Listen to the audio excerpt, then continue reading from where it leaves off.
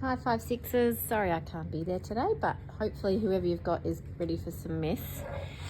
We're up to plastering our little sculptures, so make sure all of your pieces are quite firmly attached to your skeleton before you start this process. And you'll need small buckets of water, which you can get underneath the sink, and a whole range of different lengths of plaster. And you'll need to look at your animal and see whether you need really skinny ones like I'll need for this antenna, and whether you need to trim some of them down to size. So ideally you do that before you start wetting your hands, because it gets a bit messy if you do that as you're going.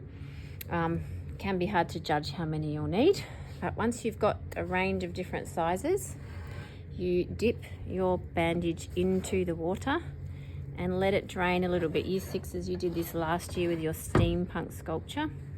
You don't need it super wet, but you need it definitely a little bit soggy. So then you're going to pick up your sculpture and start wrapping it around. So you want it to be pulled nice and firmly, and ideally without any bumps in the plaster. And you can use your finger to smooth that down.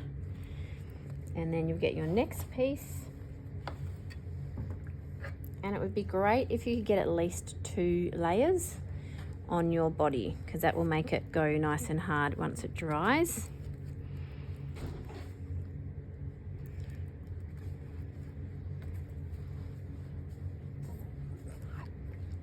You can see getting rid of the water. Sorry, Jess did a cameo, I think. Hi, Jess.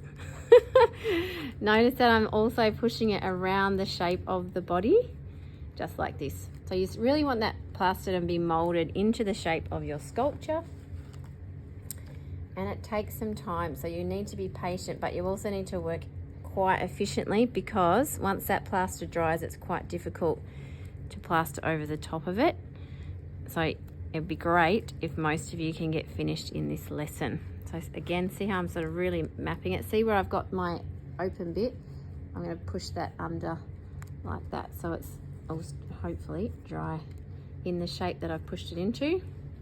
So I'm not going to make you sit here and watch the whole thing. I'm just going to show you one more little bit though, because lots of you have pieces of wire that you've wrapped in masking tape.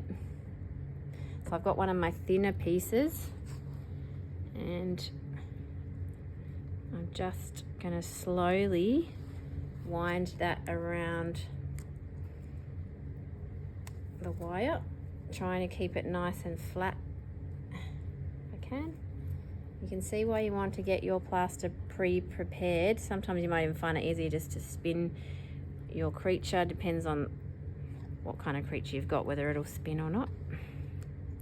If you have legs, you'll really need to plaster them all the way down and hopefully onto the body, because this is where you'll really make that skeleton nice and strong.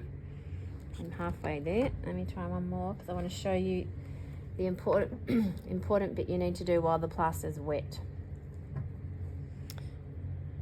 It's quite a messy process, so I pre-apologise to whichever teacher has inherited this with this class.